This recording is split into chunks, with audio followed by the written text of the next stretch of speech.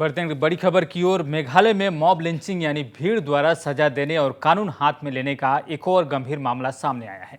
खबरों के अनुसार मानकाचार के रहने वाले 42 वर्षीय हारून शेख नामक व्यक्ति का ससुराल गारो हिल्स के शिल्कीगिरी में है, जहां उसने कथित रूप से एक नाबालिग से बलात्कार किया था। इसकी खबर मिलते ही स्थानीय लोगों ने आरोपी हारून की पिटाई कर दी।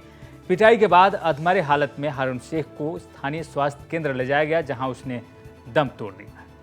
पुलिस ने इस मामले में 2 मामले दर्ज किए हैं। पहला मामला पोक्सो के तहत है, जबकि दूसरा मामला आरोपी की हत्या का है। पुलिस ने आरोपी की हत्या के मामले में 4 लोगों को गिरफ्तार किया है। तो मेघालय से एक बार फिर मॉब लिंचिंग की घटना सामने आई है। एक आरोपी की इतनी पिटाई की है स्थानीय लोगों ने, जिससे उसने दम तोड़ दिया। हालांकि पुलिस बाद में आई और पुलिस ने इस मामले में 2 केस दर्ज किए हैं। एक पोक्सो के तहत दर्ज किया गया है, जो आरोपी पर लगे आरोप के तहत रेप के आरोप से जुड़े हैं, और दूसरा भीड़ द्वारा हत्या के आरोप में पुलिस ने दूसरा मामला दर्ज किया है और पुलिस ने इस मामले में 4 लोगों को गिरफ्तार किया है।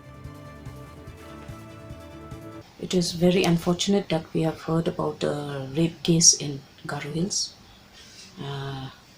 and also very unfortunate that the people had to take law into their own hands, which is not proper, and this seems to be all in frustration because there is no justice delivered, and we want immediately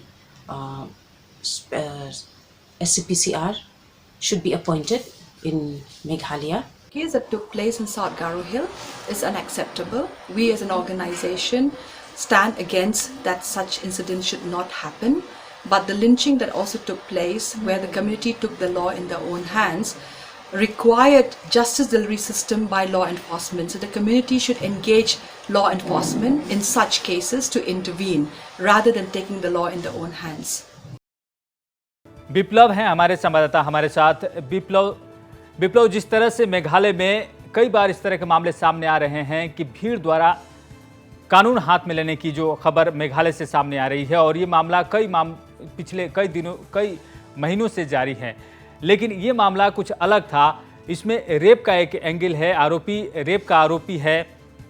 उस मामले में police इतने पीछे क्यों रहेगी? शनिवार और रविवार शाम की घटना है, जबकि इतना देर ये मामला रिपोर्ट हुआ। नहीं, ये आपका पुलिस को पहली बात पता नहीं था कि ये घटना हुआ है, और दूसरी बात ये है कि जब गांव वालों को पता चला कि ये आदमी आपका बाहर का आदमी आके उनके बच्चों को रेप किया है, तो ये लेके काफी वहां पे उतार चढ़ा हुआ है, और इसके बाद सब लड़कों ने मिलके ये आदमी को पीटा।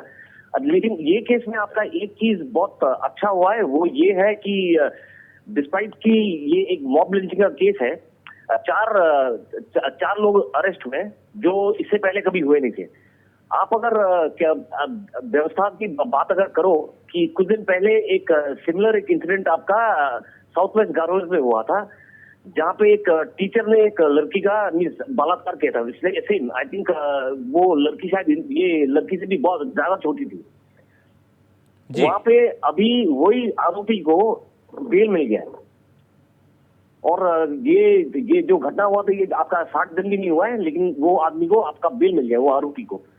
तो ये हर किसी को ये लॉ पे विश्वास नहीं हो रहा है, और काफी कोई ये चाहता है कि इंस्टेंट एक डिसीजन लिया जाए और इंस्टेंटली कुछ ना कुछ किया जाए। इसी हिसाब से भी इस बार हुआ है। लेकिन एक चीज है कि इस बार आपका 4 आदमी पुलिस के गिरोह में है, for the fact that they have killed, murder किए हुए उनके। जी विप्लव, तो ये पूरा मामला एक तरह से दूसरी ओर जा रहा है। लॉ एंड ऑर्डर का मामला सामने आ रहा है। एक तो मामले की जो रजिस्ट्रेशन में काफ़ी देरी हो रही है, चाहे एफआईआर हो चाहे केस हो, जो भी रजिस्टर करने में देरी है वो सामने आ रहा है। और दूसरा, केस रजिस्टर करने के बाद उसे कोर्ट में न्याय दिलाने की जब बात आती है तो उसमें देर होती है, जिससे लोगों में गुस्सा है। तो इस तरह से कानून लोग हाथ में ले रहे हैं, तो इसके लिए स्थानीय प्रशासन की विफलता सामने आ रही है। किस तरह की प्रतिक्रिया वहाँ सामने आई है? फिलहाल आपका ये लेके तो कोई बड़ा कोई चर्चा हुआ नहीं है, और कोविड-19 का फाइट में ही आपका सारा का सारा एडमिनिस्ट्रेशन जितना भी है सब उसी पे लगे हुए। लेकिन कुछ दिन बाद ये चीज लेके फिर से और एक बड़ा मसला निकलने वाला है, क्योंकि जब तक जस्टिस विक्टिम्स को नहीं मिलता है और ये मर्डरर हो या रेपिस्ट हो या जो भी हो, रास्ते में वैसे खुले घूम सकते हैं, तो कुछ दिन बाद वी आर एक्सपेक्टिंग कि कुछ ना कुछ एक तबादला तो होना ही है। विप्लव, एक और चीज़ आपसे जानना चाहेंगे कि अगर आपने बातचीत की है या कोशिश की है, जो आरोपी हैं जिनकी पिटाई से मौत हुई है, उनके परिवार वालों का क्या कहना है? उन पर लगे जो आरोप हैं उसमें कितनी सच्चाई है या उनका वर्जन क्या सामने आया है? नहीं, अभी तक फिलहाल हम लोगों ने, क्योंकि आसाम से गिरता है तो मैं उन लोगों से अभी तक कांटेक्ट नहीं किया हूँ। जी ठीक है, बहुत बहुत धन्यवाद जी, बहुत बहुत धन्यवाद विप्लव इस जानकारी के लिए।